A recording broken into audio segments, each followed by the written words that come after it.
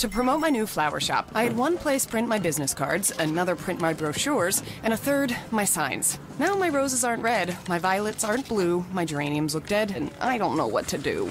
Staples can help your business stand out with signs, banners, and brochures that are a true reflection of your company. And now at Staples, spend $50 or more on print and marketing services and get $5 off your next in-store purchase. Now my business is blossoming, and I'm spending less green. Exclusions apply. In-store only. Ends 6/23/18. Hi, I'm stunning Stella Cheeks. And I'm the Enigma Erin Klein. And this is Not Your Demographic, a feminist wrestling podcast. Shockingly, those exist.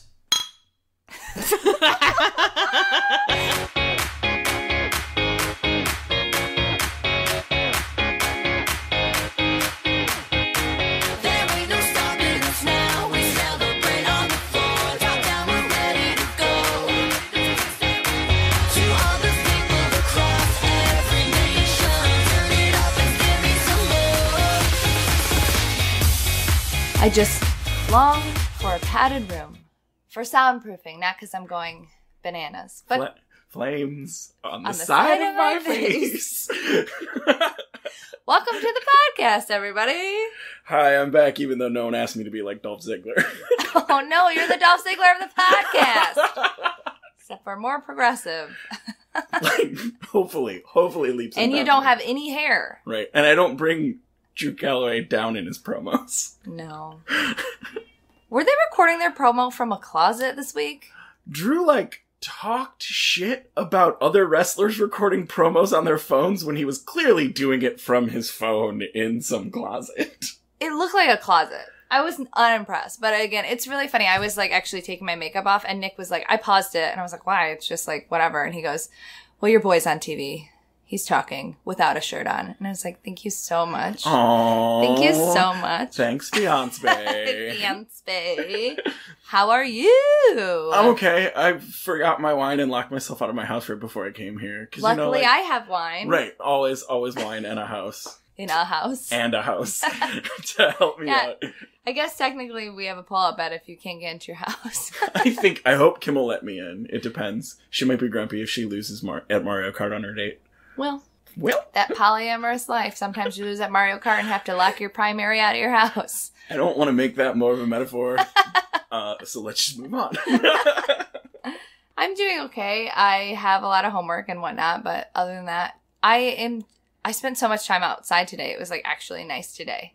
And we got a proposal for some catering stuff, so we're now looking at food stuff for Dumb Wedding. Let's fuck this podcast and talk about the food that's gonna be at your wedding, because I'm gonna eat it! Well, we haven't decided yet. We just got proposals. We still have to do tastings and, eat these foods. That sounds like the fun part. But there's probably not gonna be any chicken, because honestly, fuck chicken. It's fine, but, I'm not paying a large amount of money for people to eat a piece of chicken. Yeah, chicken's a little too safe. Right? Fuck that. Yeah. No chicken. Are we throwing shade at Erin? Did she have chicken at her wedding? I forget. No, lots of people have chicken. No, that was not I was kidding. Lots of people have chicken at their wedding. It's a very common thing. I'm just fuck chicken. Yeah. Who even cares about chicken? Honestly, alive or dead, chickens are the worst. The Poultry Council's gonna shut this fucking podcast To be honest, I would love to stop eating pork and even beef someday, for ethical reasons, but you could not get me to give two shits about a chicken. I'm sorry. That went off the rails. Stella Cheeks shoots hard on chickens today on Not Your Demo Pod. Sorry for all my vegan and vegetarian friends. I just birds are the worst. Birds are the worst. They're just the worst. What wrestling shirt are you wearing? I am wearing my old school Gentleman's Club t-shirt, so it's got Drew on it, and Orange Cassidy, and Swamp Monster, and Chuck Taylor, and they were all friends. It is a well-loved shirt. It's an old shirt at this point, if you think, yeah, but yes, it is a very well-loved shirt. It's a wrestling shirt that looks like an indie band t-shirt, which is kind of my aesthetic. Yeah, that is your aesthetic. I'm looking at you, so I'm going to say it and sound shitty. What wrestling t-shirt are you wearing? I'm wearing zero wrestling merch because today was nice, so I put on a casual caftan. Swerve. But, surprise for the podcast, we're going to do a little unboxing. Yes, it is an audio forum, and we are going to do an unboxing. Yep, we are, because I don't know. Our audience Listen is to weird. that plastic. And Listen. that scissors. Stell got her first order of Birdie B. Oh, snap. It's wrestling merch related. So I got a t-shirt, or a tank top. It is... The tanky is... their brand. It's that, like, cute one that they had that's, like, a 70s, like, marquee, and it just says Birdie B, and it's gray. That's cute. It's not particularly soft. Do the rub thing you just did, but do it, like, right into the microphone. I don't know if that'll pick up. That's the fabric we're dealing with. It's not super soft, but it's not soft. And it's cute. Don't you think it's cute, Bobby? Yes, I said it was cute already. I'll right. say it again. They were having a really good sale. And I have almost bought Birdie B a bunch. But it's just like a little pricey. I got this nice ass. That already looks comfy as fuck. Yeah, they were having a sale on their sweatpants. And like bougie sweatpants can be pretty expensive. Yeah. So you best believe. Oh, these. Oh, yes, ma'am. Those look comfy as hell. Ooh. They got that. Feel that. They got that fat lacing on the drawstring so that it doesn't fall out in the wash. Woohoo! Yeah. And they got them cuffed bottoms. Cuffed bottoms. Yeah. Also the tag, it says, be empowered, be fearless, be giving, be you. It says Birdie B logo on it, but there's no Birdie B logo on it. Is there? That would be weird. I don't see it. Like, oh, it's very tiny. It's not even on the butt. It's on like the back the back elastic, the back waistband. Yeah. It's so tiny. It's actually pretty like classy. And that is very, very classy. It is not like, this is not a juicy situation. This is not a juicy situation. Ugh, I'm gonna live in these. I love this. The next half hour will be Stella. Just me rubbing on my clothes. On so first impressions, obviously I haven't put these on, but first impressions is that it seems, at least the pants, even not on sale, these seem like worth the money. Yeah. The tank top's just a tank top, but it's a cute design. So I'm happy with my sale purchases. They're non-returnable, so hopefully they fit. They look like they would fit. Oh, one more piece of housekeeping before we start on the news and the wrestling. Robbie and I will be at Challengers Comics on Saturday. We're doing free comic book day. We have participated in the cosplaying to entertain the guests in the line while they wait for their free comics for the past, 3-4 years? Yeah, 3 or 4 years. Yeah, so Robbie will be being Deadpool again. I'll probably be Deadpool as someone else, as I'm one to be. There's been a Deadpool Batman. There's been a Deadpool Finn from Adventure Time situation. So that's going to be fun. Yeah. It's just timely because the movie's coming out, and also, like, I feel like when you're Deadpool, you get to be a little bit more kooky and, like, because you get into character and people really appreciate that. Yeah. And also the guys who own Challengers, like, love when you're Deadpool. Yeah. And last those year guys you are were great. Batman. Yeah. Last year I was Deadpool Batman, and that was a good time. And also a lot of costume. Yes. And a lot of masks. Well, it's funny because we basically just wear our stripper costumes and just make it look like they're real costumes. Guys, we're low-key wearing burlesque costumes to all your Comic-Con shit. Yeah, because last year I did Harley, but this year I'm going to do Psylocke, and I was a little bit worried about it because the past couple years we've done it, it's been pretty cold, and it looks like this year, knock on everything in this room, that it's actually going to be nice out, so I will not have to worry about having my butt hanging out because I'm wearing Psylocke, like, my butt's going to be out. I'm probably... Don't worry, yeah. I'll be wearing tights for your children. Tights for the kids. And don't worry, I'll probably still have to run to a coffee shop looking like a crazy person halfway through the day to get us all coffee. Absolutely. Yeah. That's how it goes. And this year I will be wearing sunscreen because I'm not going to get a weird The Harley. weirdest sunburn. Yeah, because I had the Harley collar on, and I had that sunburn in the shape of a Harley collar for a long time. This also marks the 1-year anniversary of Michael Elgin calling me ugly. Oh. Because we did free comic book day and then we went to that show. That's right. Oh, God. So I have like a fuck ton of weird makeup on too. And I was like, yeah, I mean, admittedly, I don't look my best right now. But also, I don't give a fuck about anything Michael Elgin has to say about anything, so...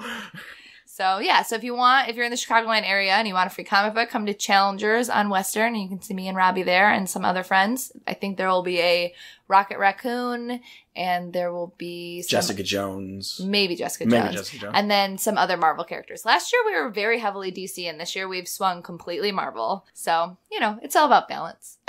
And free comic books. And free comic books. All right.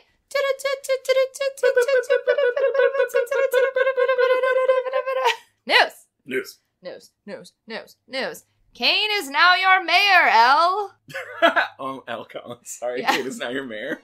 Okay, so we jumped the gun a little bit. He is the Republican nominee in Knoxville, I think. I don't know. Local politics are confusing. Anyways, Kane's a thing. we made a mistake. And now I'm doing a fun little voiceover by myself. Ta-da! Fire hands. Hey, they made a good point. They were like, look, I'm not really for any of these mayors. Their politics are not my politics, but if I'm gonna have to vote for one of them, I'd rather vote for Kane because I do like him and he's not like egregious. And that is a fair point. And they actually live there, so I feel like their opinion matters more than like the smarks on the internet. Oh, I absolutely acquiesce to their opinion on like a lot of things, but especially on that. Also, shout out Megan. I'll always shout you out now. Yeah. Whatever gets me over on this podcast. I just hope Glenn like carries a fire pot around with him and like sets off some fire tower charges every time he walks into the office or whatever. I don't know how he is as a dude and a politician, but he's just always been Kane to me. And always been Kane. He won by 17 votes. Is that real? Then they're going to definitely do a recount. There's got to be Is it 17 votes? Because I just read this on the way over here. I read that, and I read that WWE now has children vitamins at Bed Bath & Beyond. Which is also very important. Those are the two pieces of news that I read on the bus on the way over here. I'm going to Bed Bath & Beyond tomorrow. I'm going to take that baby and walk her over to Bed Bath & Beyond and buy me some gummies. What do you think they are? Do you think they're like Flintstones vitamins? They look like No, they're characters? Gummies. Oh, they're gummies, and from the picture, it looks like they're championship belts. Okay. So it's not as fun as like eating a gummy of Kane. Yeah, right. But the championship belt makes sense, and I'm still gonna buy them because I'm a sucker. Absolutely. Sucker.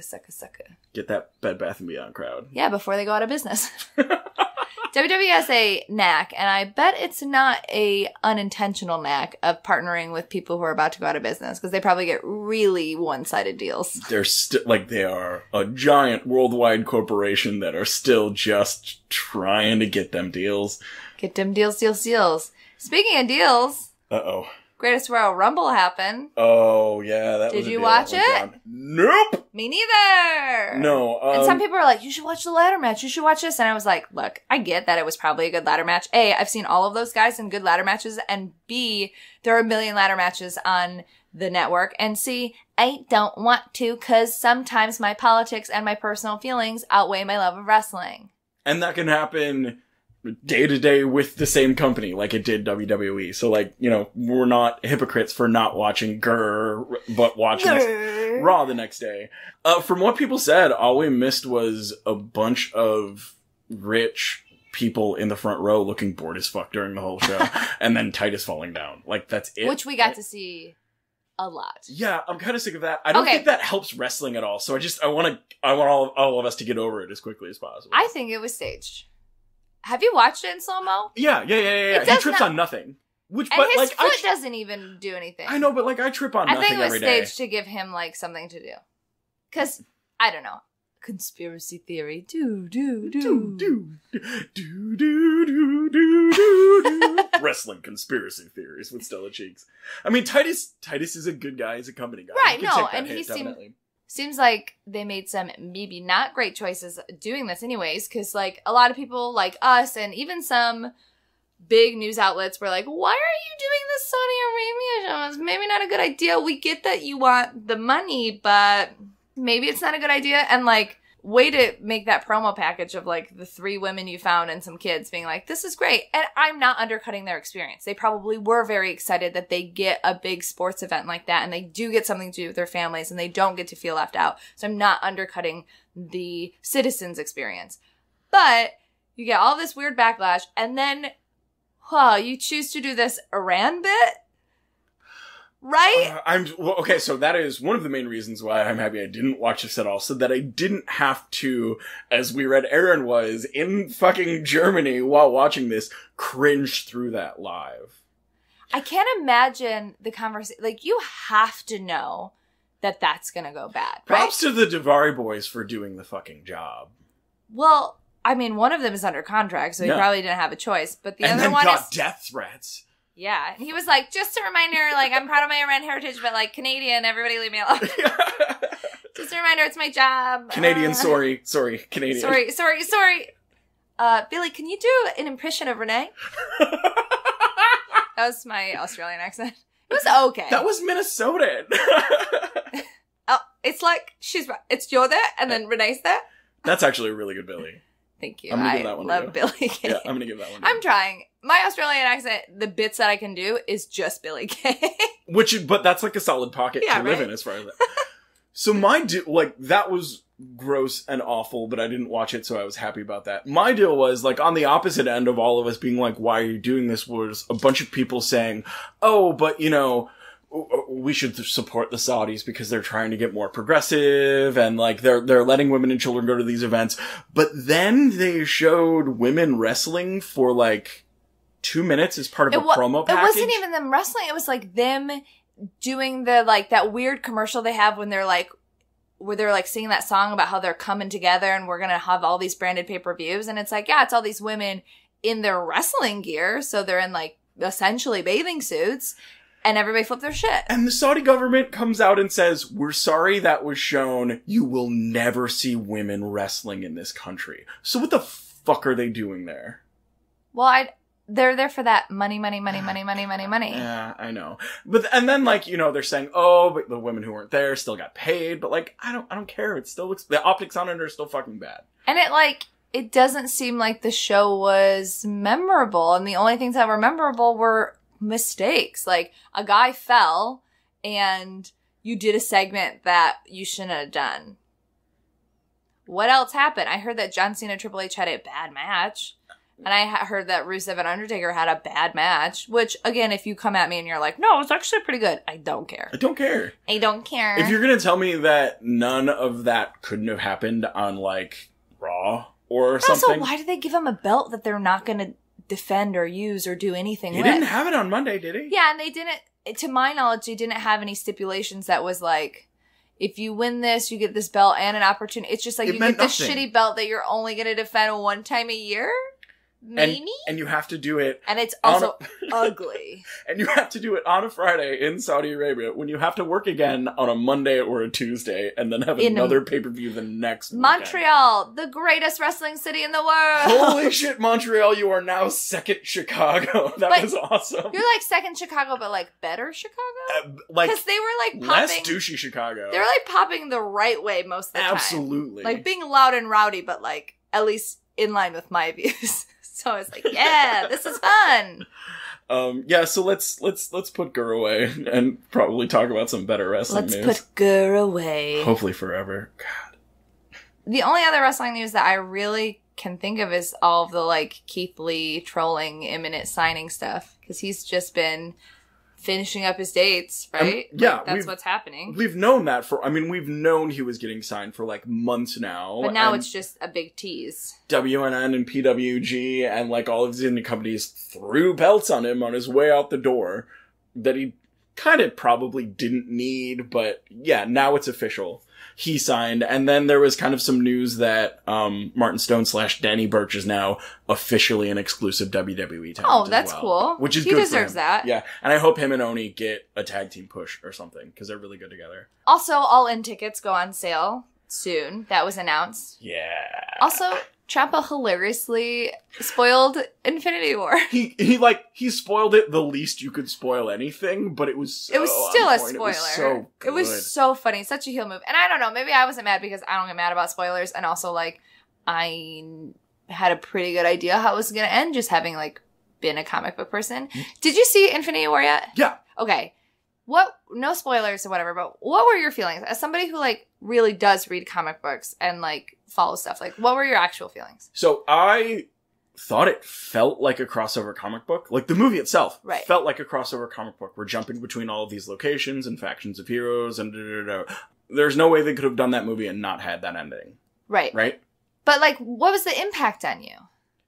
I knew it was coming, so it was lessened. So like I was just kind of waiting for how hard they were gonna go at people, but it wasn't as emotionally devastating to me because nobody ever does. How many Infinity War comic books have we met? Right. And also Marvel movies is a business. It's not like the comic books. We know what movies they're putting out next year. Right. And the year after that and the year after that. So we know like Guardians are getting another movie. There's another Spider-Man movie. Like we know these characters aren't dead for real. Right. In a way that we almost kind of don't even in comic books. Right. I don't know. I guess I really enjoyed the movie, and I know that some people complain, like critics were like, they just jumped into everything. It's like, yeah, at this point, like you have to have watched the other movies. Like that's just a given. It's a sequel. Sorry. Yeah. That's the way it is. I don't mind That's that the way at all. movies. Yeah. And I thought it did feel good, like crossover stuff. I was at the same time excited and not excited that Hawkeye wasn't in it. I know he's being saved for the other one, but like I'm still like devastated that Hawkeye has a family and I'll never get over it. And I hope they all disappeared. So that's it. That's your cut right there. Stella Cheeks hopes Hawkeye's family dies and stays gone. She wants Hawkeye. She wants him. Hawkeye. I want Pizza Dog. Yep. I want Kate. Yep. I just want the real Hawkeye. I want Fraction Hawkeye. Not this on little a big bitch screen. Hawkeye. Yeah. Also, Jeremy Renner's a tool, so. I was just gonna kind of slip that in there as well. Also, like, maybe a recast. Yeah, a recast. God, that would be such a great Netflix show. Like a Hawkeye? Netflix Yeah. show. Oh, Yeah. yes. Yeah. With bros. Bro. Oh, Bro. Anyways, it was fun to see people who, like, love the Marvel movies and are getting more into comic books have their reactions and stuff. It was just like, I was like, this is a good movie. I'm not having a lot of feelings right now. It was I'm acknowledging that this is fun, but I also have no emotional reaction to any of this. Because, I mean, I think it's also because we've read that story how many times already? So, yeah. That's, like, I guess my, like, I'm a nerd, I know what happens. But I do think that they did a good job with it. They did. They did a good job, yes. I love Nebula in the movies. Mm-hmm.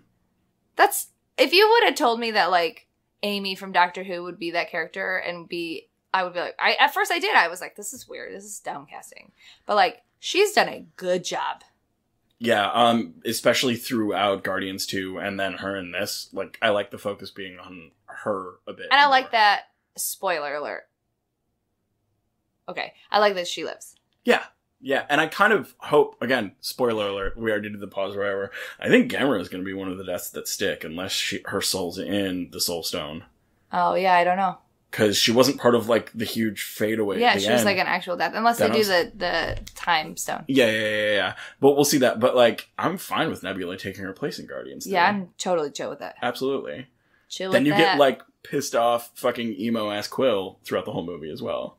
Yeah. It was interesting who disappeared and who didn't. Mm-hmm. But, Anyways. you know, it's interesting, but to us, we're like, it doesn't fucking matter. Like, they're all gonna Anyways, be back. I'm just here for New Mutants. Yeah. I feel like the X-Men movies are still the only ones I get excited about because, like, I just love the X-Men even when it's terrible. I've been an X-Men nerd since Right? I was like 7 years old. Yeah. And I also even when think, it's bad. because I hadn't seen Homecoming or Ragnarok up until that weekend, because, like, again, I like Okay. that the Marvel movies exist, and I like that people get excited for them. Like, I don't, like, shit my pants for them. I don't go to midnight showings, and I hardly ever see them in theaters, honestly. But I was like, okay, if I'm going to see Infinity War, I have to watch Homecoming and Ragnarok. So I like Homecoming, Ragnarok, Infinity War. So I think I was a little like, okay, Marvel, I've had a long weekend with you. Though I will say, Homecoming was really good. Homecoming was really good, and Ragnarok was possibly, like, the most fun Marvel movie has been. I mean, it was basically just Planet Hulk. Absolutely. Like, that's what we want. Yeah, but... The Bruce Banner characterization in Infinity War was top fucking notch. Yes, absolutely. And Top I'm really, fucking really match. excited about where that storyline Me is going to go too. on the main screen. Yeah. Anyways, that was your moment of Infinity War. That was your Marvel Minute. I don't know anything about what's going on in the comic books because I have a big ass stack that I haven't been able to touch because grad school. And probably that's from the reboot, so they don't fucking Yeah, it matter doesn't even anymore. Nothing matters. All my favorites get canceled anyways. Batman and Catwoman are married. Like, what does anything matter anymore? What does anything matter anymore? Ugh. Other wrestling news. I don't know. Who cares? Wrestling happens. There's too much. There's a lot of wrestling going on We right love now. it. Goodbye. Yeah. So we want to do a little segment before we jump into stuff. Robbie is really into Japanese wrestling and specifically Joshi wrestling. So he gave me a match to watch. And now we're going to talk about it. I found, because it's really, really hard to find in America, but I found a Samurai TV stream through a website from a bunch of guys who do really, really good about pushing Japanese wrestling that isn't here in America. Accessible here in America. Yeah. It's not accessible here in America at all. But through them, I found the Sendai Girls show from 4/18/19, where Io Shirai and Meiko Satomura fight again for, like, maybe the third time ever. Meiko has been wrestling since 1994. Yeah, was in I old looked it up. She's WCW. 38 Yep. now. Yeah. So she's like But, I mean, you can't tell at all. But I just looked it up because I was like, I'm curious. Yeah. And then Io, for people who don't really watch Joshi, was on Lucha Underground. Right. That's how I was first introduced to her. And I've seen some of her matches since because she was so bad. She's the one that jumped from the ceiling. Yep. Onto the ground. Not into the ring. Onto the ground. I mean, onto a person, onto the ground. But, you know, still. The fucking ground. The fucking ground. If she had missed, it would have been not great. This match was of note to me because it just happened last month, and it's already at the top of my list for some of the best matches of the year. They just threw down. Yeah, it was interesting because it started off kind of slow, and I had heard you and our friend at Dan is a Yeti talk about it, and I was like, man, this is kind of slow. It's a lot of submission holds. It's not bad. It's just like, you know, and I don't have any of the context because I don't speak Japanese, but like I know Io, how do you say her name? Io Io's from the other stuff, and then I know Io's from Stardom, and then Mako is Sendai Girls from promotion. Yeah. Mako kind of from you just talking about her, but I've not seen her wrestle, and so I was like, okay, this is fine. But then they started fighting, and I was like, so this is what strong style actually is. Yes, absolutely. This is a real, because like the first moves that they really did, other than the submissions, were like these stomps on each other, and they were like, you know, I complain all the time about Finn's coup de grace because it's like a little bitch. Like, he does it and then barely makes impact and then falls over and everyone's like, oh my god, coup de grace. It's like a little bitch move and he's bad at it. And I'm sorry. He's a good wrestler. Like, that thing he does where he has their head and does the elbow, that's cool. His sling blade's cool. Finn's a good wrestler. Coup de grace sucks. It sucks. And then you go to watch this and they're just like literally stomping each other. Like, stomp. I was like, oh yeah, that's what that move should be. Yes, and that's what Japanese women's wrestling has always been. That's what Joshi has always been. Like, and you're right, that is quote-unquote strong style.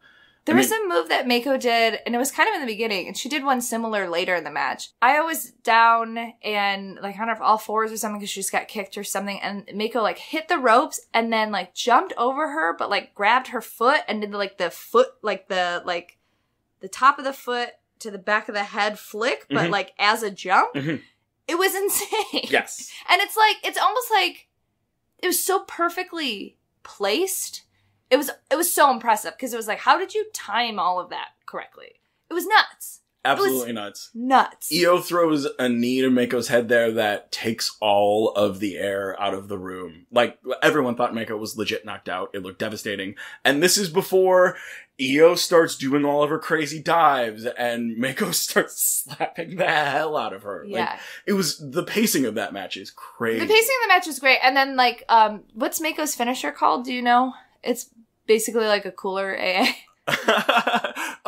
So there's that. There's the bomb, but her actual finisher is like that step up axe kick to the back of the head. Okay, which is dope. Yeah. But so she kept trying to set up the bomb. Yeah. But then like I would get out, and like then when she actually hit it, it was super satisfying because it was right after Io hit like some like DDT or something, some move that was like, oh, this is the end. Oh, it's not the end. And then Mako finally hit the bomb after she had been trying to set it up a bunch, and you're like, oh, this is the end. And then it wasn't the end. Nope. Like, there were so many false finishes that I was like, oh shit. It wasn't the fastest match. And like, honestly, I have no storytelling context other than it seemed like there was no story. There was like a mutual respect and like a generational thing almost. Yeah. Sendai Girls, which is... I will let you know that I did tear up at the end when they, like, held hands and did the bows. And I was like, I don't even know anything that's happening, and I'm crying. I don't understand. They just beat the hell out of each other. Now they're holding hands and bowing to each other. Sendai Girl is Mako Satomura's promotion and school. Right. And I did Google that. Nice. And so she brings in talent to, like, face her school. And Stardom was a promotion that kind of was born out of the death of another promotion, but Io's like their top gun there. The relationship between the two companies has been integratedly contentious. Like, they're booked as rivals, but they work together a lot. Right. In that show, if you want to watch the rest of it, there's a lot of Stardom talent fighting a lot of Sendai Girls talent. So that was basically it. It was basically like, we're probably the two best Joshi wrestlers right now. Let's throw down again, because they only do it once every couple of years. And the best part, honestly, was that it was a draw. Oh, no. Make her one. Oh, really? Because it looked like a draw. Mm-hmm. It fully 100% looked like a draw. I know. Yeah. Okay. Because again, I can't speak was it Japanese. Yeah, absolutely. It looked like a time. It looked like a It looked like a draw. It looked like, because nobody was being pinned. Maybe I missed that. And the bell rang. Because Mako was pinning her, and then the bell rang. Mako hit a move. Yeah. I thought it was, you're right, I thought it was a knockout. I don't know. I can't tell because I don't know what the commentary said, but it read to me as a draw. And I thought that was like a really interesting choice. Because then they like held each other's hands, and they both held their hands up like they both won. I'm looking this up right now because, I mean, I thought... Well, while you look that up, I want to talk about the ref because he was really hot. Absolutely get it. Like, the girls were doing an amazing job in the ring, but I would just like to objectify him for a moment because he was super hot. And I was like, I'm into this, like, super hot male ref with his, like, unbuttoned... His, like, shirt was, like, unbuttoned. And I was like, whoa, ref. Also, he was the worst ref in the world, I think, because he had the slowest count I've ever heard in my life. Is that a Japanese wrestling thing? The slow count? The slowest, like, 1, 2, 3 in the entire world? No, I think it's dramatic. While we were doing this show last week, I was promoting on Twitter a full show that Sendai Girls put up on their YouTube, and Mako Satomura actually retweeted it. I know, you were freaking out. 419 okay, so let's look at this review. I'm gonna be so happy if I'm wrong about this, because if they did a draw, I like it even more. Draw, yeah. I told you it was a draw. That was a draw. It read completely as a draw. I thought Io was either knocked out and they stopped the match or whatever, but it was a fucking draw. No, and they had like that mutual respect moment is why I started crying, because I was like, you just beat the shit out of each other. Nobody won. And you just have this moment of like, weird, so good. And then there was a moment where it seemed like Io was like, this is not my mentor, but like, I respect this person and we put on this amazing match. And like, there was just like respect there. And then they just kicked each other, like really brutally beat each other up. And then I was like, a draw? That's brilliant booking. And how often do draws actually happen? How often do independent shows or WWE really actually stick to a quote time limit that's given? And so that was awesome. And when they do it, when is it ever satisfying? Right. This was great. It's usually like some kind of swerve or some kind of like, oh no, we have to continue this feud. And this was just like, it was just good storytelling. These two might never be in a ring together again for like another couple of years. I loved it. Yeah. Cool. So thanks for sharing. Hell yes. Before we get into the weekend's pay-per-views, I want to talk about Impact Redemption. Sure. The Fallout. The show opens up with Austin Aries giving a pep talk to the rest of the locker room, and he hilariously is like, I lost. I mean, I'm not making excuses, but one could say if they were making excuses that this was unfair because there were two people from a different company here and I had to fight both of them, but like, I'm not making excuses, but if I were to be making excuses, and it was actually like such a good Austin Aries moment because that's such an Austin Aries like characterization. And then people started, Moose was the first one to leave and Austin was like, fine, I don't even, Mr. Impact, you can leave. I don't even care. And then some other people left and he was like, oh, X Division? I'm not even talking to you guys. You guys can leave. And then the women started leaving. He was like, well, of course the knockouts can go. Like, we don't even compete. Like, and then everyone started leaving. He was like, great. I'll see everybody later. There's some good vegan options in the cafeteria. Made sure. And then Allie like peeped back and she was like, oh, vegan. It was a hilarious, great way to start the show. And I think Impact doing their behind the scenes stuff in a different way than like say WWE, who is like, this is just behind the scenes that we're doing interviews. This was more of like, this is like before the show even starts. And this is like a real behind the scenes moment, even though it's not, obviously. It was just funny. And it was such like a good classic Austin Aries moment. The detail of the banana in the arm sling killed me. So funny. So funny. So it looks like Sanjay is not on commentary at all anymore. Yeah. Boo. Which I mean, means Cyrus is fine, and Sanjay is a producer, and, like, that's good. He's obviously doing a good job, but I don't remember hearing anything about Sanjay retiring from in-ring stuff, though. I think he got hurt and then was like, I don't know. Who knows? He's a good wrestler. He's a good wrestler, but he's been doing it for forever. He started in backyards. I just thought he did such a good job on commentary, and I, like, really, like, I always thought he was fine as a wrestler, and I didn't, like, identify with him. Like, it's like a lot of the X Division. Like, you're good. I acknowledge you're good, but I don't care. Yeah, sure. And I felt like that a lot with Sanjay in my experience watching him on Impact. But then he just got me over so much, him just like grilling on Josh Matthews the whole time. Yep. But in like a fun, smiley way. It looks like Impact got a new set. So good for them. That's nice. I opened up with Trevor Lee and Brian Cage. Cage obviously won, but it was like a good epilogue to the match that they had at Redemption. I've seen them have matches in PWG that are competitive. Cage does a really great job of putting smaller guys over, or because who isn't fucking smaller than him? Than Cage. Yeah. But I don't think Cage is out as like a performer to steamroll really anyone, so. Yeah, great for Trevor. Yeah. Trevor, like, came on Impact and did really well, but then has still been used, but I think hasn't been used necessarily to his full potential. And so right now having him be kind of this, like, comedy guy is, like, an okay place for him to be until they figure out what to do. Because, like, he was the X Division champ, then Andrew Everett left, and then he got Caleb, and then were doing a tag thing, but now they're in the X Division again, but then, like, oh, who knows. But I love Trevor Lee a lot, and so, I mean, screen time is good, and he's good at being, like, a funny, shitty heel.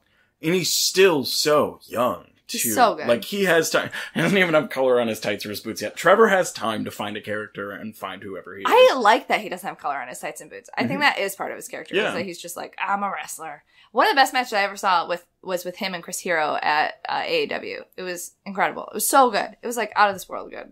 Brit Rest fans, like, as an aside, Ono, Hero, is going to be in the Super Strong Style. Oh, that's right. In Progress. Progress. That bracket looks insane. That's going to be a crazy show. So Eddie Edwards shows up after having, like, knocked his wife out, and he's, like, walking. He's walking to the show. I love wrestling. I love how that was just, like, on the fly. So Eddie Edwards shows up after, knocking his wife out. Accidentally. Is walking, like, to the Impact Zone, and he runs into Tommy Dreamer, and Tommy Dreamer's like, you don't need to be here. And he's like, no, yeah, I do. And he's like, look at me. You don't need to be here. And Tommy Dreamer was acting his heart out. I was like, whoa. Tommy Dreamer has a dream. Whoa. Tommy he Dreamer has a dream. Has a dream. He basically went into the ring and was like, my job isn't done here because OVE is still here and not in the hospital, even though Sami Callihan is in the hospital. And then he said, I'm going to put both your wives in the hospital if you don't come out here. And I was like, normally I would really cringe at something like this, and I still don't think it's great. But in the context of this weird story, it is like it was like because Eddie Edwards was such this like little baby face, and I still don't think he ever would do something like that. It was just like him as the character not knowing how to be a bad guy almost. I mean, it's still not great, admittedly, but it was like a weird, and of course OVE came out and they all fought and whatever. But then it threw to a hospital scene where it was like a fucking, what's that clown, It? It was like, no. Alicia's like in the hospital and is waking up and it's like, what's here? And then there's like a guy in a chair who obviously is Sami, and there's like a bunch of balloons in front of his face. You see him just take these scissors and you're like, and of course he just cuts the balloons and is like, I just want to talk. Which was weird because they obviously meant it to set up like, oh my God, he's going to stab her with the scissors. And then Eddie Edwards finds out that he's there, so he runs back to the hospital that he just left. And Alicia was like, why did you leave me? He just wanted to talk. And Eddie's like, I don't know what to do. I can't be in two places at once. I don't understand people from Ohio. Ohio is the worst. Alicia, I'm sorry. Also hilarious that Alicia is in the hospital for one little hit with a kendo stick. Yes. I mean, I know it's like not a little hit, but it's like... No, but that's very misogynist. Like, well, and also just like, come on, guys. Right. She also is a wrestler. Yeah. She's like, it's just stupid. Like, Sammy's in the same hospital in the same wing as her after having like his whole body like torn apart, and she gets a hit to the head with a kendo stick. Not even a direct hit, because it was just a stick flailing around. Mm-hmm. Yeah, just Eddie flailing his stick around, just putting his wife in the hospital. You know, flailing his stick around. So, usually I really hate the throwback segments that they do, because it seems like a waste of time. But it also seems like a cash grab, yeah. It does, but this time at least they did it. I still don't like it, but at least they did a throwback that had some kind of relevance, because it was one with Scott Steiner, so it was a good way to be like, hey, this guy that some of you might not know, Stella Cheeks, here's a match with him.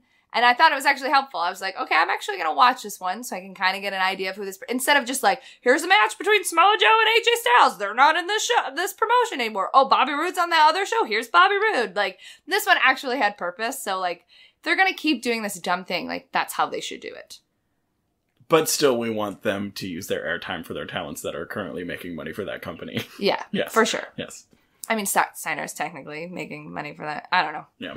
They did a whole video package for DJZ because he's back on Impact about his, like, explosion in Mexico. Happy for DJZ making money, getting bookings. Yeah. I mean, he was on Impact for a long time. Yeah. And he really helps the X Division because there are a lot of people in the X Division who are really good wrestlers but don't have a character or at least don't have a character that, like, comes through the TV or in the crowd. And DJZ obviously always has. Blah, blah, blah, blah. Like, all you got to do is yell that and then people will be like, blah, blah, blah, blah. And he has all those lights and he's a good wrestler. Like, he was even a large personality when he was on the indies in New Japan as Zima Ion. Like, he's always been a big guy that can also do all of that stuff in the ring. So, yeah. There was a match between Moose and Braxton Sutter. Moose obviously won. It was Braxton's last match there. Yeah. Which maybe he asked for a release. I mean, his wife is the Impact champion. I'm confused. Wrestling is confusing to me. He's back to being Pepper Potts or whatever. Pepper Parks. I hope he's got a plan. He's not bad. He doesn't necessarily do anything for me. He's not on my list anywhere, but yeah, I feel like Impact's as good as it's gonna get, buddy. Yeah. Which is maybe a shitty thing for me to say, but I mean, he wasn't really getting eyes on him when he was wasn't like at Impact. Guy with a beanie. Yeah. I mean, he's but he's in good shape, but that doesn't mean everything to me as far as wrestling goes. He's fine as a wrestler, but he's not like, he's not one of those people that's like, oh my god, he's so good, he'll do fine. Or like, oh, I don't know. It was just like a weird choice, especially considering his wife is there. I don't know. Who knows all the backstage drama? But I was like, really? Okay. I mean, like, I would take that Mike Kanellis role and I would coast that out. So, but yeah. I don't know. Maybe he got fired. We don't know. Yeah, right. Maybe they were like, you bore us. But they at least allowed him to, like, leave gracefully or whatever. Yeah. There's a backstage segment where Slidell was getting interviewed and he was like, I don't need a mentor. My third eye's open on my own. But then in the background, somebody got laid out Big Cass style. It wasn't Big Cass. And they had, like, an X on them. Like I don't know. Yeah. I don't know what that's supposed to mean. Mm-hmm. Is that a TNA throwback? I don't know. Unless they're, like, teasing Suicide, who, like, wore X's, or I don't know. Maybe. I don't read spoilers. Don't tweet me your Impact spoilers. Don't at me spoilers. Don't at me spoilers. Backstage segment like LAX where they're like, one of them was like, we need to find our friends. One of them was like, we just need to focus on the titles and then we'll get our friend. They did have a match versus Drake and Steiner where the belt was up. They lost. They don't got those belts. It's still a continuation of them needing a mentor and whatever that storyline is. I kind of like that LAX is just the two of them now. I like they're good wrestlers and I want to like them. So if Conan's not there, I feel like I'm allowed to like them. Yeah, if Conan and Loki are gone, they're gonna be more likable. Yeah. Taya had a match versus Allie for the belt.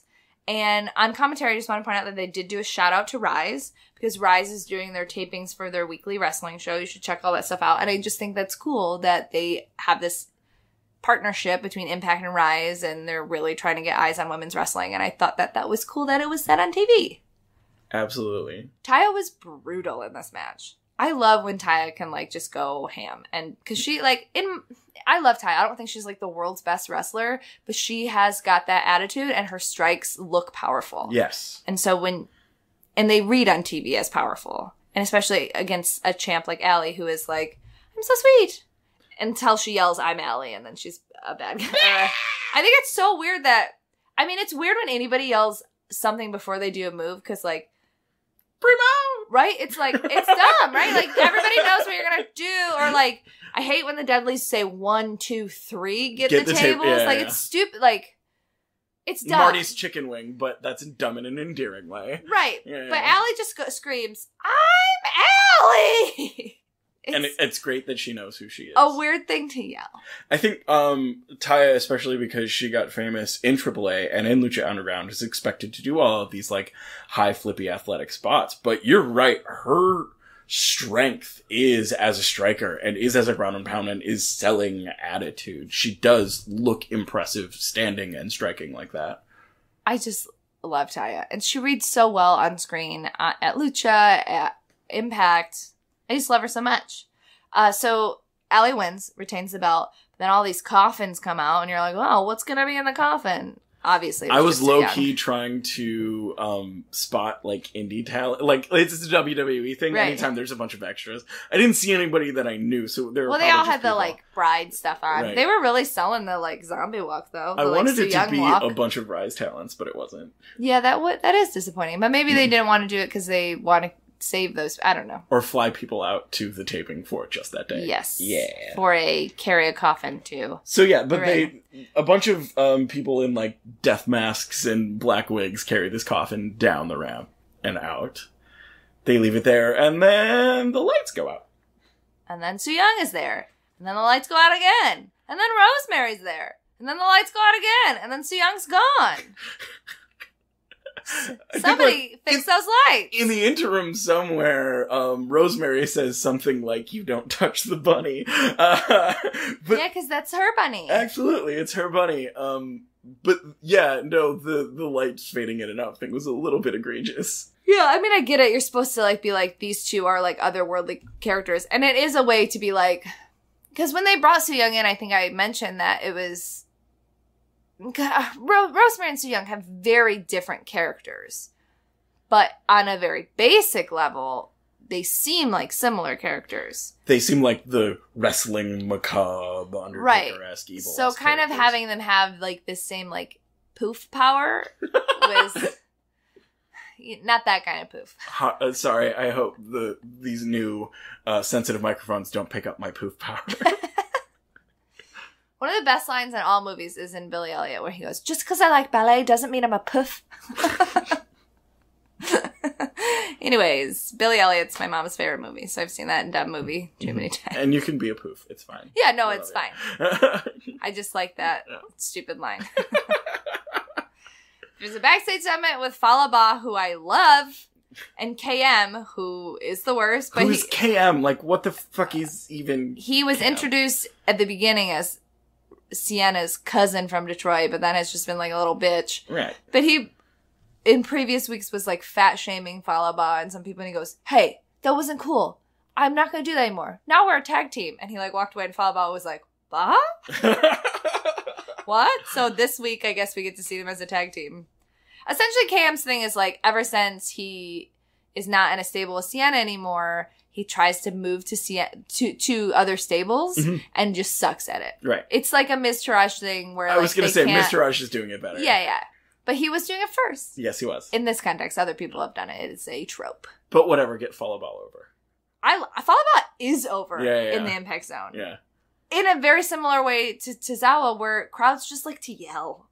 So if your thing is you just yell and the crowd can yell with you, the crowd is going to be on your side. Yep. So after that LAX Drake and Steiner match, Austin Aries came out because Eli Drake was talking about how he's got this other briefcase, and Austin Aries was kind of like just getting in his face. And then Penta, who's the actual champion, came out and there was like, "Well, these are the three big guys in this company. This is what we're doing, is solidifying that right now in this moment, these are the three big guys." Like I said last week, I don't think Penta will be there for a long time, but like as of this moment, and they didn't necessarily set up a ton, but it was just like okay, this is the direction that we are heading. They're all in the ring together. Oh my god! I thought this was a very enjoyable week. Even the weird stuff between OVE and Eddie was pretty entertaining and good. They're keeping the interesting stuff from Redemption going on. So Yeah, it's an actual follow-through, which is, very exciting. We don't have to talk about everything in NXT. Did like that Oni had an actual match Yes. for a belt. I can't remember a time when Oni got a match for a belt. That was nice. And I really, as much as I would want there to be actual women's wrestling on the show, the fact that the women's division got so much time on the show, because there was a package for the champion, and then there were 3 mini packages, Bianca, Candice, and... What's her face? Oh, I don't like her, but what's her face? The super American one. Yeah. There were 3 mini packages, Bianca, Candice, and Lacey. Mm-hmm. And then there was a match, but then there was another group of packages. So you got Nikki, Aaliyah, and Vanessa? Yes. Yeah. Yeah.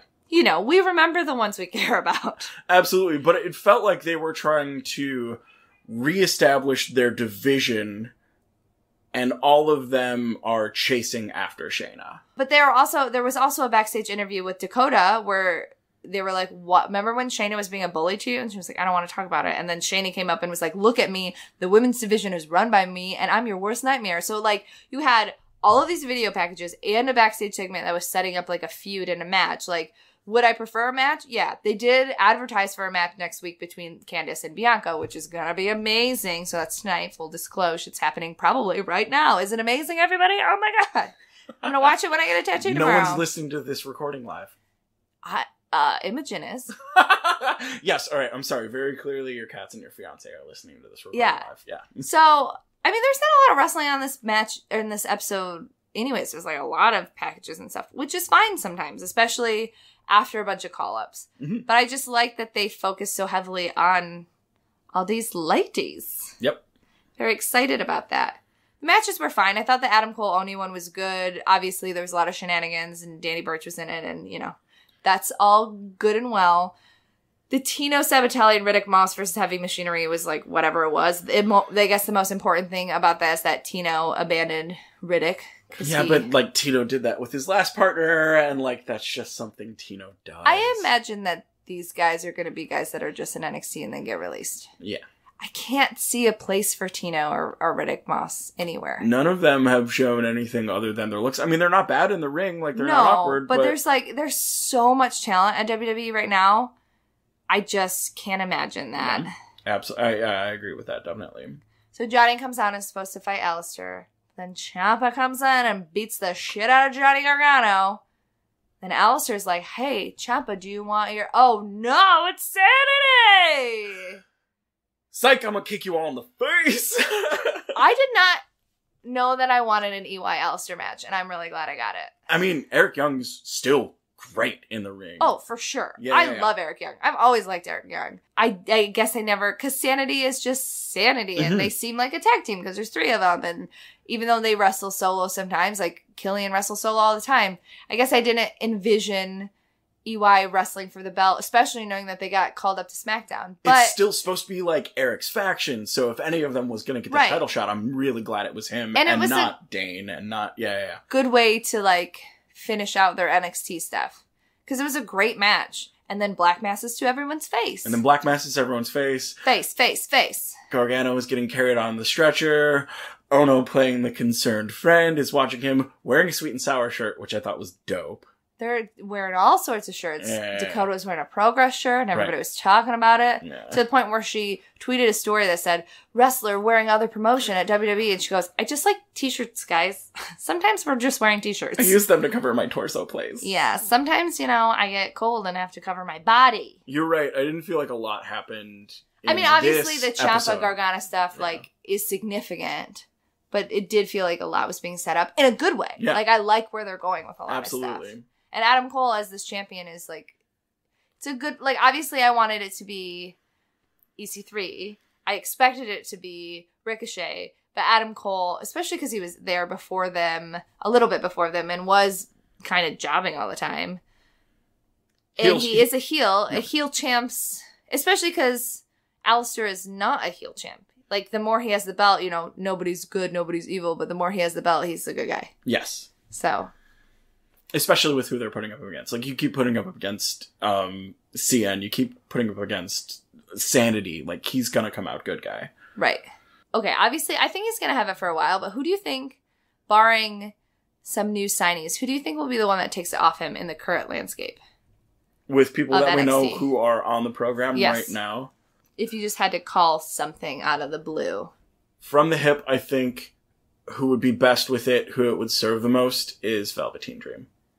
Yeah, I don't know. I feel like if you had Ciampa hold it, even for like a week, would be like such like a heat moment that I feel like they almost can't resist it. It's going to take a while for them to get Ciampa and Gargano separate from that whole thing. So I'm not like Dreams had his focus set on Black.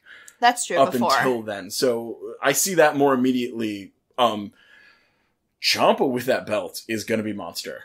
he's got such heat on him right now and is doing everything right, but also, like, not having a sanctioned match or whatever. Like, while doing the least in the ring. Right. When he does get, because I think he will, that'll be monster. That'll be huge. But Especially I don't think he takes it off Black. They continue with the Johnny stuff. Yeah. I guess that's true. I can see it not being Black, but it being Ciampa. Yeah. Anyways, WWE Backlash. I think the graphics for Backlash, I got it. The graphics for Backlash are terrible and annoying, and all of the promos up into it, I hate. Oh, you mean when Daniel Ryan's gonna fight Big Ass because nobody sees the first letter in those, like, that flaming letter font? I mean, Big Cass is Big Ass. I think he's doing a terrible job. Yeah, they need to use him sparingly on the mic and in the ring. Right? He's not that good. Like, it was exciting when he came back and we were like, oh, good for you, but, like, he's not that good. He was great last week, but that's because he was with Miz. Right. Him out there yelling at the crowd this week. And then doing an exploitive, like, old school wrestling bit. It and, fell really flat. Right, especially, and we've gone back and forth on this podcast about, like, you can't get offended by something, like a use of a little person just because it's a use of a little person, because you have to give those people the choice to work and agency and stuff. But, like, when you're doing an angle and a bit that is exploitive, like, that was just like an old school, like a King Kong Bundy thing. Like, I'm going to get heel heat because I'm going to kick this little person. Which, just tells me that, like, they didn't think he could get whatever over on his own, so they had to fall back on an old standard. Right. Which is just lazy. It's lazy. I, like, almost don't even get offended by things anymore. I get mad because it's lazy. Like, wrestling in this context has been around for decades. Get better. Yeah, I mean, the worst reaction you could give something on TV is, this is dumb, I don't care, and I'm probably going to care less about the next thing that happens because of how little I care about this. Yeah. Which was that Big Ass segment. Big Ass segment. Okay, well, let's talk about that match. Yeah. Daniel Bryan versus Big Cass. It's got to be Daniel Bryan, right? Yeah, especially with him coming back to the roster. I can't imagine they're going to feed him Big Cass. There's not enough... Or feed him to Big Cass. Right. There's not enough room for another big guy at the top main event level right now. And Bryan just got back on the main roster. It's Daniel fucking Bryan. Absolutely. And they love the David and Goliath angle. Like, if anything, if it's not a clean win, Daniel winning, then it will be some kind of DQ bullshit so they can continue this stupid feud. Right. Which is probably what it will be. Actually, like, looking at it right now, I can see that one being the one where there is a DQ. Do you think Miz would get involved at all? Or is he busy with his own problems and match? I think he's busy with his own problems and match. Cool. Because they're probably going to stretch that out to, like, WrestleMania? I don't know. Cass and Daniel? No, Daniel and Miz. Oh, yeah. They're going to... Or I don't know about WrestleMania, but they have 5 big ones now. Mm-hmm. So, because they're now counting Money in the Bank as a big one, which they should. But I think they'll stretch it out to a big one, whether that's SummerSlam or Money in the Bank. Which I'm going to both of those, I just realized. Yeah. Though technically I haven't bought my tickets for SummerSlam. I just got a hotel. Or an Airbnb. Like, the important part, yeah. Yeah, I mean, I'll be in New York. Right. I'm going to get terrible tickets to SummerSlam. I bought good tickets to Money in the Bank and that, like, cleaned my clock. Mm-hmm. So I will be having terrible tickets to SummerSlam. Yeah, so depending on how much they care about where Big Cass goes from here, that's either Daniel going over or some DQ finish. Yeah. Sorry, Cass. Back of the line. Seth Rollins versus The Miz for the Intercontinental Championship. If The Miz wins, he either ties or breaks Jericho's streak. One of the two. Breaks, I think. Okay. Yeah. Not streak, but his reign title holder. Yeah, I could be wrong about that, but I think it's breaks. All I heard was Jericho's name, and I was like, oh, okay. I remember that guy. Oh, that guy? Yeah. Is he in Japan or something? Oh, He'll probably be back in Japan after Dontaku this week, so. After what? Wrestling Dontaku are the 2 New Japan pay-per-views that are happening tomorrow and Friday, and then, like, there was already whispers of, like, Jericho will probably be back fighting Naito after that, because he's not doing anything else right now. But yeah, you watched a bunch of New Japan this week. Yeah, so New Japan's been building up to Wrestling Dontaku, which is their 2 events Thursday and Friday of this week, they've had, which has actually been kind of nice and different for them, they've had title matches on the, like, Road to shows, which I've really enjoyed. The only title change that's happened is that Naito beat Minoru Suzuki and is now the Intercontinental Champion. Oh yeah, again. I saw clips of that. Yeah. It was a good match. It was what you're expecting out of Suzuki until, like Suzuki working on his knees the whole time until Naito just stands up and starts smacking the fuck out of Minoru Suzuki's face. There were no other belt changes. Goto and Juice had a really good match. The crowd was I like super Goto a into it. lot. Yeah. Goto's a super solid talent for them. Juice is doing a lot of good work, and anything that gets him the fuck away from Michael Elgin, I super support. Yeah. There were no other real belt changes. Finlay and Jay White had their match. That was okay. No title changes in the tag belts at all, so... Ospreay debuted his new finisher, which is like some weird double underhook gory bomb setup, and then he spins 3 times and gets the guy in a neck breaker because Will Ospreay. He spins. Yes. Spinning and flipping and diving and jiving. Spill so much. Zack Sabre Jr. called Chase Owens as useless as a marzipan dildo in a post-victory interview segment. That was hilarious. And then the two big matches, other than a bunch of like gang war stuff going on with in between the Bullet Club and between Chaos and Taguchi Japan, the actual belt matches are, it's the junior heavyweight belt and the heavyweight belt. And both of those matches should be good, but they're matchups that we've seen before. Right. Yeah. So it's like, just like a normal pay-per-view. It's kind of low season for New Japan right now. So the little interesting things that you're seeing going on, Bullet Club working out their differences, other like small feuds getting set up or extinguished as they're dying out. It's pretty well known that like New Japan builds towards Wrestle Kingdom, or they build towards their big tournament, and Best of the Super Juniors is coming up next. So that's kind of like their next big thing that they're just doing shows and existing as a company before they do. Cool. Yeah.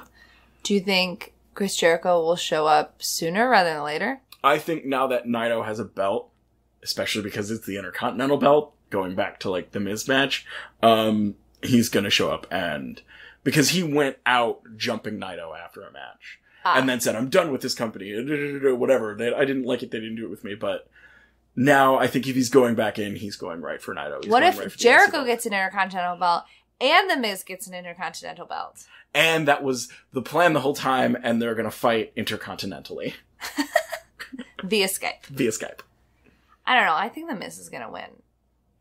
I want the Miz to win. And then it seems like, because they had that weird match, Finn and Seth had a match for the belt, like, for no reason. Yeah, it was like the main event because Finn blindsided Seth when they were both on the same team against the Miztourage, and I don't know, it's weird, but like, it just honestly feels like the Intercontinental belt is Miz's belt, and if you take it away from him, you better be doing something interesting with it, and you're not, so give it back to him. That's where it belongs. And Finn and Seth having a match for the belt a week before they're setting this matchup with The Miz just tells me that the two of them right now are kind of interchangeable, and the one that really matters there is The Miz. So you put the belt on The Miz because he's the important, non-interchangeable part of that storyline. Man, Seth Rollins needs to be a heel again. Yeah, I need Evil Laugh Seth back. Yeah, definitely. Seth Rollins is a good guy. It's just like, I mean, Seth Rollins is good, but it's just like not the same. But then again, I super want to heel Finn as well. Make them all heels. Make them all heels. Make everybody a heel. Speaking of making people heels, Roman Reigns versus Samoa Joe. Wow, Montreal. You do not like Roman Reigns. I'm just so tired of it. I'm tired of it.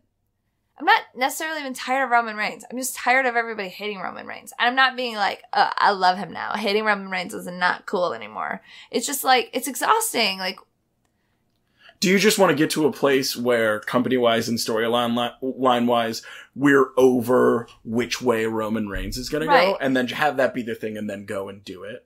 Yeah, I don't know. I mean, obviously I would just like them to I mean, obviously I would just like them to, like, figure their shit out, but it seems like that's past them. So, like, maybe we should all just collectively agree that we don't care anymore. So do you think this match is going to swirl into the further descent of Roman Reigns and have Joe come out on top and then challenge, like he said, either I feel like AJ or Samoa Joe Nakamura? has to win. But again, it's Roman Reigns, so... But Roman Reigns has been getting his ass kicked, but I guess only by Brock. But I feel like Samoa Joe, especially because he's, like, dunking on him on both shows. Both shows? And Samoa Joe is over and has the potential to take the belt off of Brock. But at the same time, why would they let Joe win when they're pushing this controversial ending thing? Yeah, I don't know. I don't know. Like, when I don't know for a match like that, I look at what matches could happen after that. And Joe just said if he wins this match, he's going after either AJ or Nakamura. Joe versus AJ, Joe versus Nakamura sound like great matches. But then what's the point? Shouldn't... I mean, I guess he can't go against Brock because he's not on this show. Right. But, I mean, theoretically, Roman could lose to Samoa Joe, and Joe can go fight for the belt on SmackDown, and Roman can still fight for the Brock one.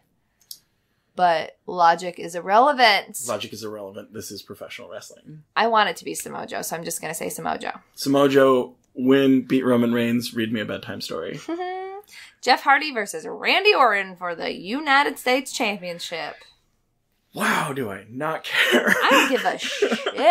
I just don't care. I don't care about... Miz can't get you over? Yeah. I don't really care about Jeff Hardy with this singles belt. I kind of dug, no script, kind of doing whatever the fuck I want Randy Orton this week, but him with a belt doesn't necessarily do anything for me either. Yeah, but him coming out against Miz and Miz being like, you interrupted me, and him just being like, I don't care. It's like, it really comes across that you don't care. Oh yeah, no, that red is purely What about genuine to me. anything? Yeah. And also, like, they're not out of nowhere. We know it's coming. Yes, we all saw that coming. Yeah. I think Jeff retains. Jeff Hardy and Randy Orton are not cool. No matter how often they tell you they're cool. They're not cool. I think Jeff Hardy retains. I think Miz wins, Joe wins, Jeff retains, Daniel wins, or there's a DQ. Those are my picks right now in this moment. What about the tag match, Owens and Zayn versus Braun and Bobby Lashley?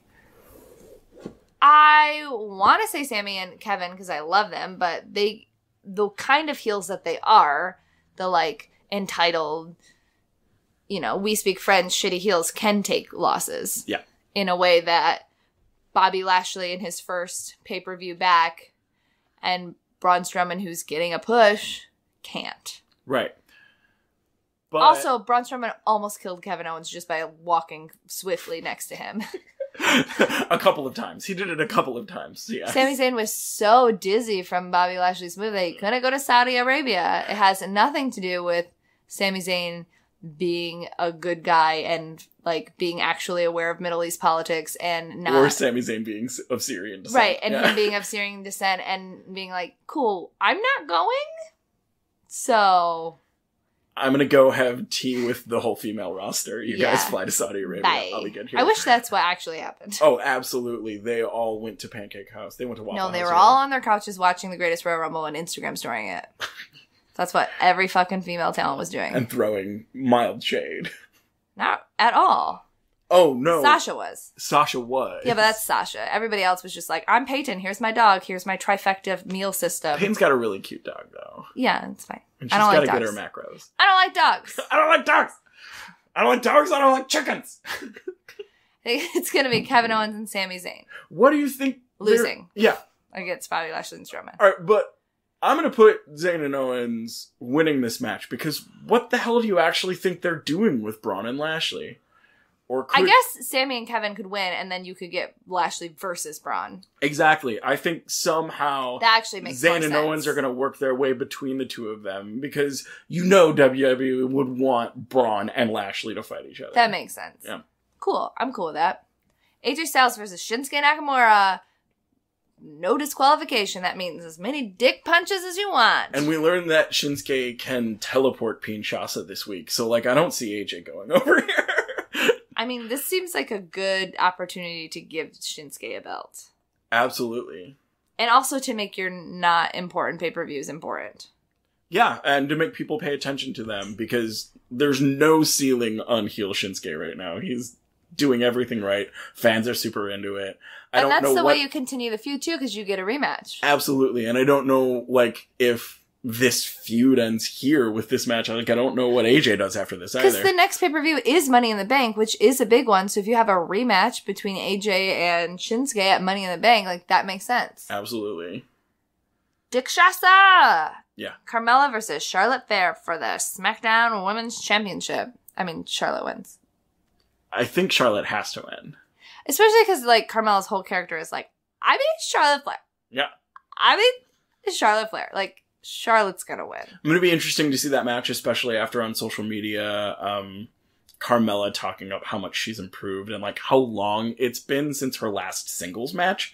It's been a really long time since we've seen Carmella in a singles match, so it's gonna be interesting to see. Oh, I guess that's true. I hope it's a great match. Yep. I love the bit with Asuka and Becky. With Asuka calling them the Avengers. Where Becky was like, I'm so sorry. Like, everyone, and Asuka was just like, get over it. We've moved past it. Yep. Get your shit together.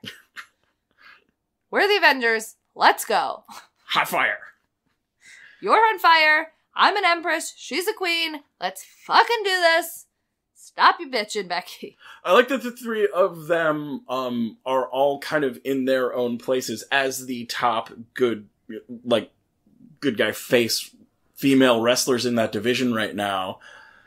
I like Asuka with friends. Asuka's Asuka, and she's great with friends. Becky's going through this whole, I'm an anchor, and I weigh everyone down, and I'm just Charlotte's friend, and Charlotte Flair.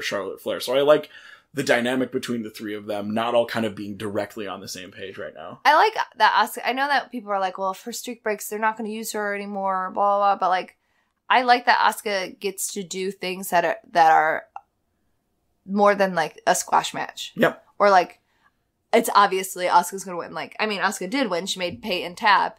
But it's fun to see her in other scenarios. And, like, that's best case scenario of her streak being broken. Absolutely. Which is why she probably looked really relieved when it was broken. Because she was like, oh, now I can do other stuff. With anyone Not that else. she was ungrateful for the streak. Like, that's amazing. No, but... And solidified her, but... Only putting her up against talent who can be a threat to her streak means that that's limited. Right. As to the people she can have matches with that actually matter. Now she can do anything. Right. Which is fun.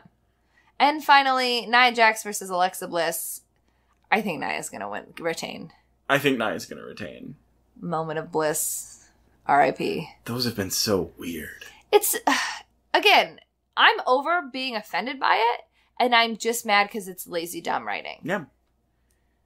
I mean, like, it is offensive, but it's also just stupid. And it makes me care less. It makes me care less about Alexa Bliss, who I've really liked in the past. It sucks. Yeah.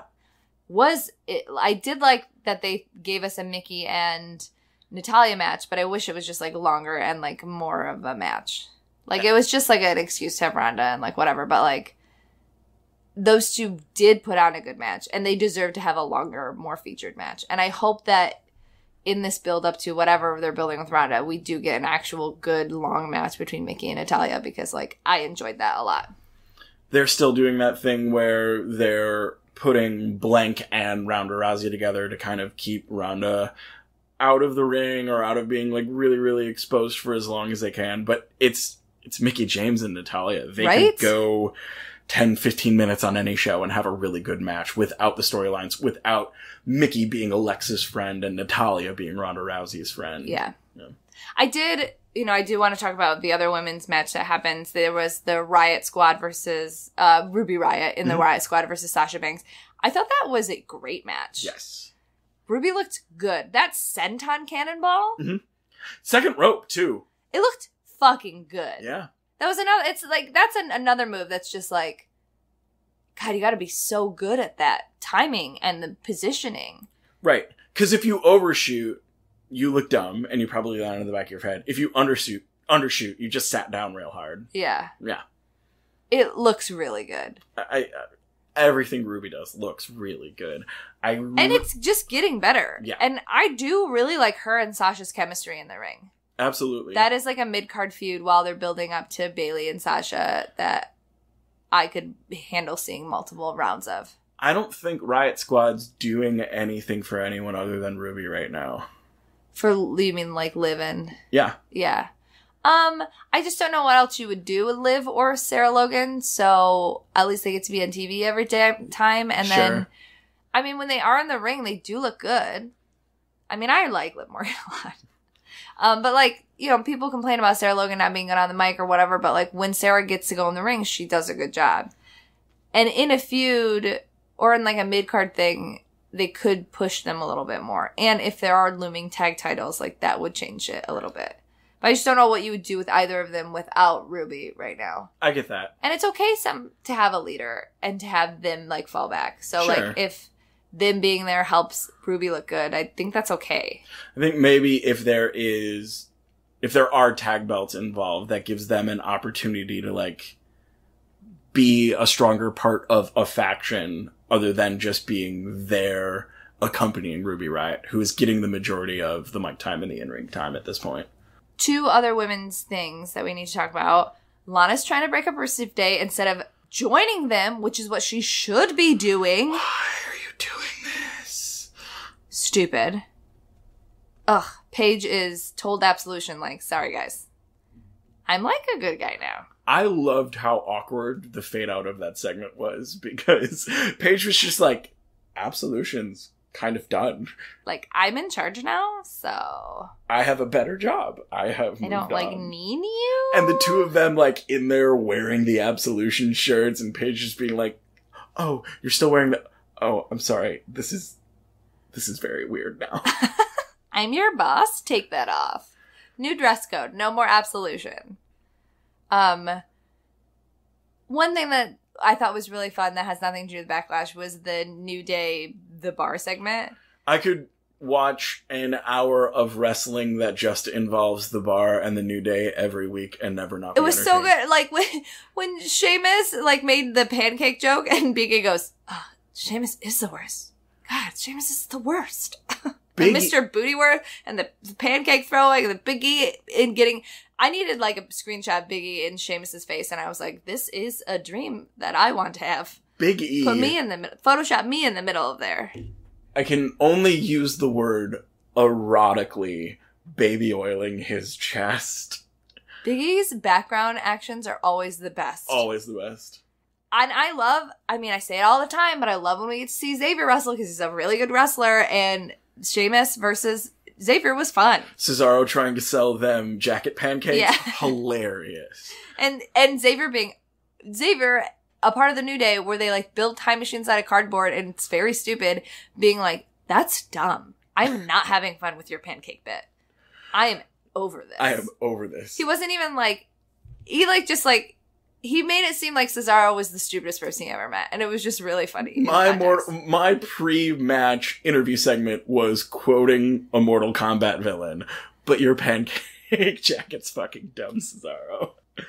It was a great match, though. Don't bring a pancake jacket to a pancake fight.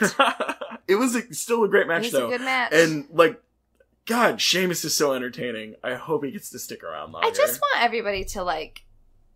Every time I have this unpopular opinion... Oh, here we go. We've reached Stella's right all along. We've done it. Unpopular opinion when we started this podcast was that The Miz is the best. Everybody on my side now. My second unpopular opinion was that Naomi deserved to be in the title picture. My third unpopular opinion was that the New Day are the best. And my fourth unpopular opinion was that Sheamus is a really good wrestler and is also hot as fuck. Thank you so much. Stella was right. Put it on a t-shirt. Sell it because it's true. Someone take Stella to Vegas. She should be at the top of the betting tables. I'm terrible in Vegas. All of my luck goes out of the window in Vegas. So there was no cruiserweight match on Backlash at all. Do you assume that it's going to be on the pre-show? I hope so. They didn't... Or even, like, just a match? Like, on 205 Live, Hideo left Tozawa after their match with Gallagher and Kendrick. I really wanted to hug Sad Tozawa.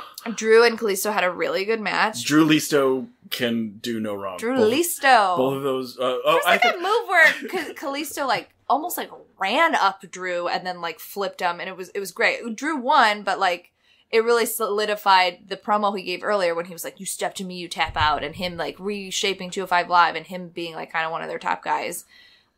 I liked that, and I thought that match was good. But the most interesting thing is that Buddy Murphy has, quote, made weight again, which is what I honestly think they didn't want to use him in Saudi Arabia because they want to build a storyline with him in a different way, so they made him not make weight, and now he's back to making weight. But I think he lost his number one contendership because he didn't make weight, because he's not facing Cedric anytime soon. Next week he's facing Mustafa, so I don't know. I don't think it will be a championship match, but they've got to put the cruiserweights on like the pre-show or something, right? They have to be involved doing something.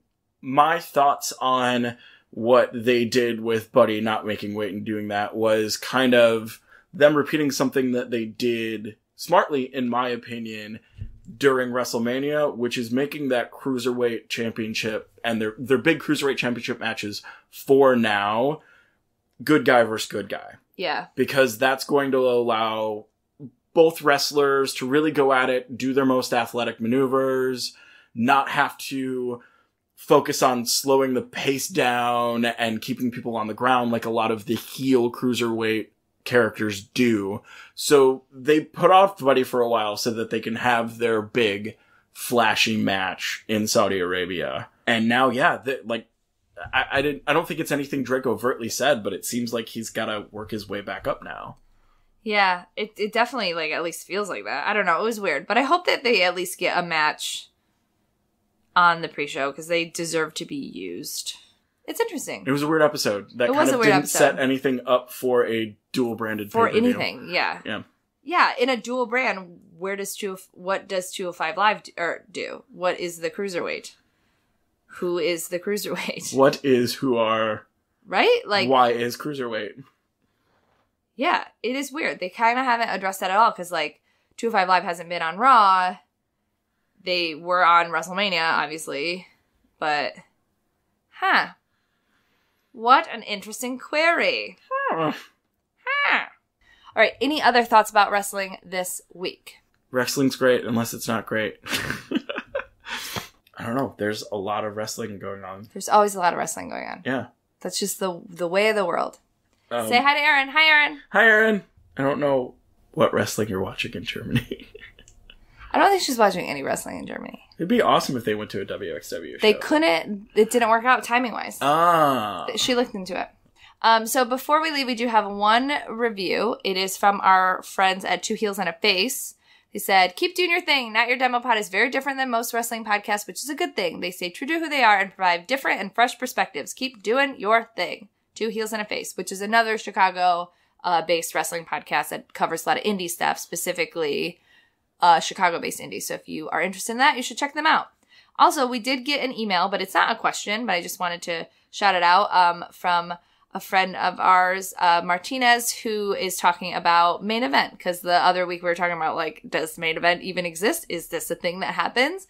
And they said, yes, it is a thing that still happens. And that the matches are usually pretty fun. And it's, they said, perhaps its more interesting function of Main Event is simply that it reminds you of who's still working for the company. It's a bunch of people you don't see regularly, sometimes just thrown together in a tag match and or a cruiserweight match consisting of some of the wrestlers who aren't part of the main stories. But I guess if you ever want to see, like, Mike Bennett, just go over to Main Event. Mike Kanellis? Kanellis. Anyways, thank you for sending us that email. Absolutely. If you want to send us an email, you can send us at notyourdemo@gmail.com. You can find us on iTunes at Not Your Demo Graphic, where you should rate, review, and subscribe. You can find us on Cage Side Seats, where you should click around and pay their bills. And you should follow us on Twitter. I'm at Stella_Cheeks. And at Not Your Demo Pod. And this fool is at Haberdasher Narn which got spelled and will be spelled again by at your not Your Demo Pod on Twitter. Yeah, I will tag him so you can just click and follow. That's it. We kind of petered out. We kind of were like, Backlash. I think, yeah. I don't think anyone's really excited for Backlash. It's weird. Well, it exists in a space between WrestleMania and Money in the Bank. So, like, who cares? Right. Who cares? Wrestling chants. We got 2 words for you. Brie mode. They did not hear that. Brie mode? Brie. The end. Brie mode.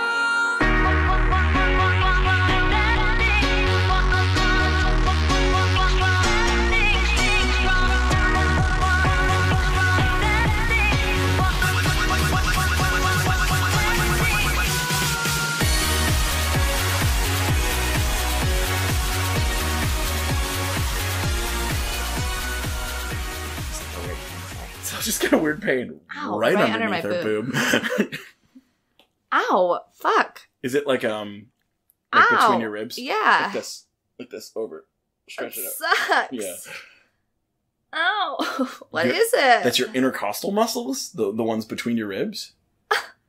Your fiance would know more about that, considering he's a body guy. A body guy? He's Yeah. my body guy. My body guy. I feel like my body is rejecting that joke.